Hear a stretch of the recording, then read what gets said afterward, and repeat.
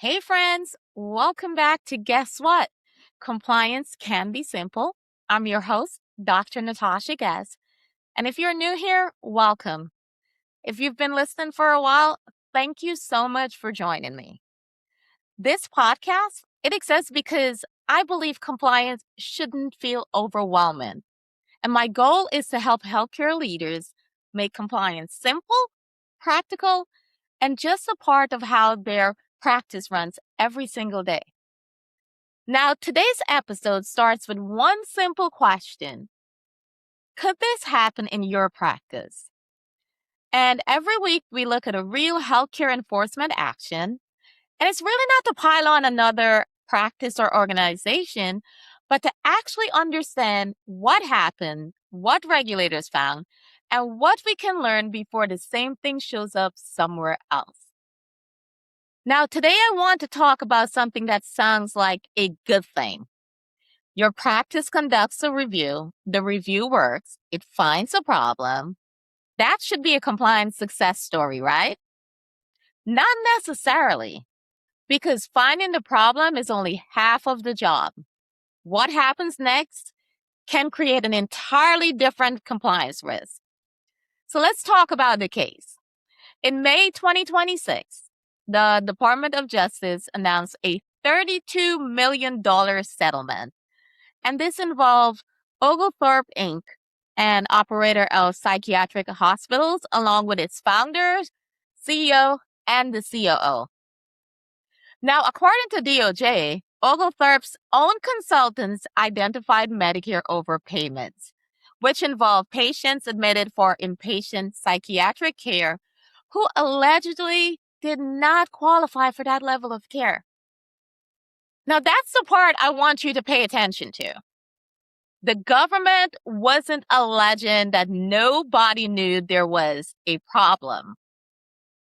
DOJ alleged that the organization and its executives knew about the overpayments. It was identified by their own consultants, and yet they failed to return them to the government. Here's what makes this case worth sitting with a little longer. This wasn't Oglethorpe's first time in this position. Back in 2021, Oglethorpe had already entered into a corporate integrity agreement, or CIA, with HHS Office of Inspector General following an earlier False Claims Act settlement. And a CIA is federal probation for a healthcare organization or practice. You agree to enhance oversight, reporting, and monitoring in exchange for not being excluded from federal programs entirely. And according to DOJ, it was while operating under that exact agreement, the one specifically designed to prevent this from happening again, that Oglethorpe's own consultants found the same underlying problem. Overpayments tied to patients who didn't qualify for the level of care they received. And the company still didn't return the money. Because they violated that corporate integrity agreement, the resolution this time includes something far more serious than a settlement check. Oglethorpe and its named executives agreed to a 10-year exclusion from Medicare, Medicaid, and every other federal healthcare program starting in July 2026. 10 years. Let that sink in for a second. Not a fine you pay and you just move past. A decade of not being allowed to participate in the programs your business almost certainly depends on. Think about that. I want to pause here and explain something that sits underneath this entire case, because it applies to every single one of you listening, no matter how small your practice is. Under Section 6402 of the Affordable Care Act, if you identify a Medicare or Medicaid overpayment, You are legally required to report and return it within 60 days. Not 60 days from when you finish investigating, 60 days from when you identify it.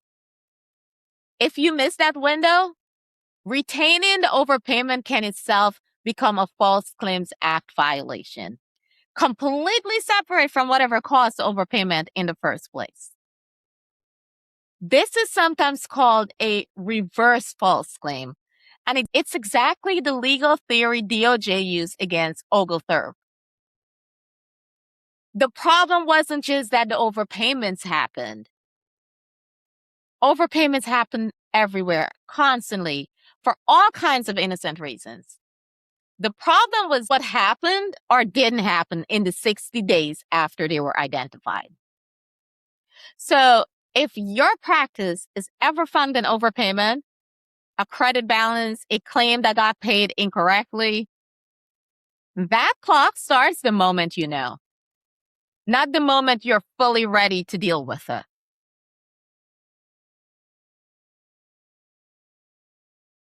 Now, what do you think leadership miss? Because that's what I look for when I read an enforcement case. And this is where compliance becomes operational. An audit finding cannot simply become a report. Someone has to own what happens after the report is issued. Who reviews the finding? Who determines whether money needs to be returned? And who tracks the corrective action? You need to think about who verifies that it actually happened and who escalates it when it does not. Because an organization or a practice can have a monitoring program that looks excellent on paper and still have a serious compliance problem if nobody closes that loop. So, could this happen in your practice? Think about your last billing review, your last internal audit, your last chart review, your last compliance assessment. Did you identify anything? Now, here's the harder question. Can you prove what happened in your practice or your organization after that problem was identified? Maybe you discovered an overpayment. Maybe documentation wasn't supporting the service. Maybe one provider was consistently using a code incorrectly. Maybe you found a credentialing issue. Finding it isn't the end of the process. That's when your response process begins. Now, here's the operational lesson. Every finding needs an owner. It needs a required action, a deadline, documentation of what was done, and verification that the issue was actually resolved. Otherwise, you're not really monitoring compliance. You're documenting problems. Now, the step I have for you this week is pull your last internal review or audit this week. Don't just look at the findings. Choose one finding and trace it all the way through the life cycle. Ask questions like, what was identified? Who owned the response? What corrective action was required? When was it completed? And where is the evidence that it was resolved?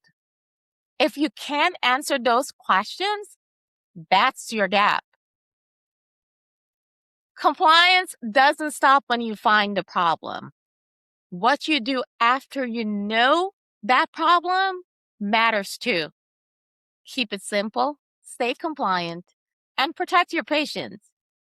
Now, if today's episode changed how you're thinking about compliance, I'd love for you to subscribe, leave a review, and share it with another healthcare leader. And if you're wondering whether your own practice has operational compliance gaps, the Compliance Confidence Assessment was built to help you find them before they turn into audit findings, enforcement actions, or costly disruptions.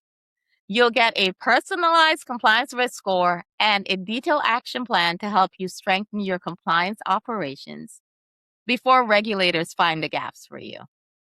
Now, All of this will be in the show notes. Remember, what regulators find tomorrow is usually decided by the operational choices leaders make today. I'm Dr. Natasha Guess, and thank you for listening to Guess What?